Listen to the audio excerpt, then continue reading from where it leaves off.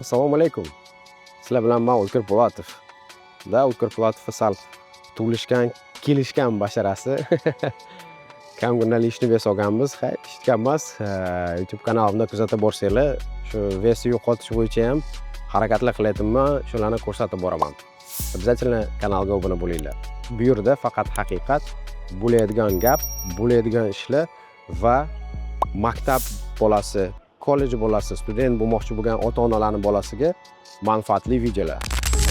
Yo, sizlar bilan O'tkir Po'latov. Kanalga obuna bo'lasizmi, bo'lmaysizmi? Muhimi, o'z hayotingizni o'zingiz boshqaring.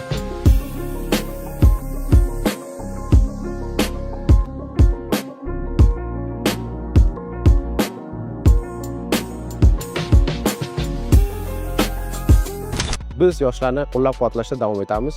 Yoshlar bizning kelajagimiz. Biz shu yoshlarga Moskvada maktab ochganmiz. 3 ta filialimiz bor. Ikkitasi Moskvaning sentrida, Sadovod kolchoning ichida. Bittasi Moskvaning janubi, yug'ga yaqinroq. Sadovod, Food City, Торговый центр Moskva, Yujniy Vorotaga maktabimiz juda yaqin. Maktab ochishdan maqsad, xabarlaring bor, biz juda ham ko'p yil universitetlar bilan ishlab keldik.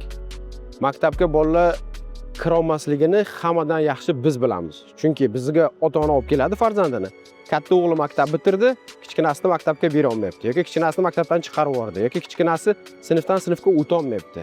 Yoki 3-sinf bolasini olib kelsa birga oladi, 7-sinf bolasini olib kelsa 5-sinfga yoki 4-sinfga oladi.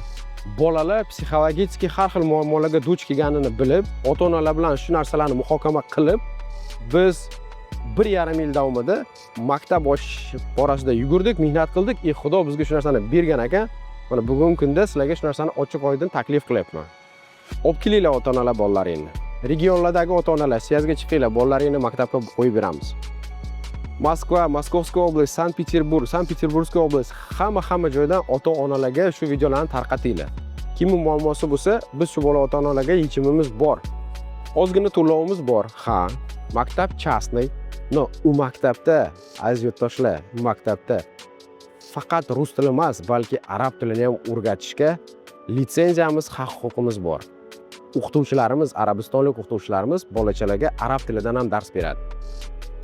Faraz qiling, bolangiz 2 yil bizga qatnab, 8 ta 10 ta sura o'rganib, arabcha salom alaykum qilishni o'rgansa, qanday yaxshi bu narsalar.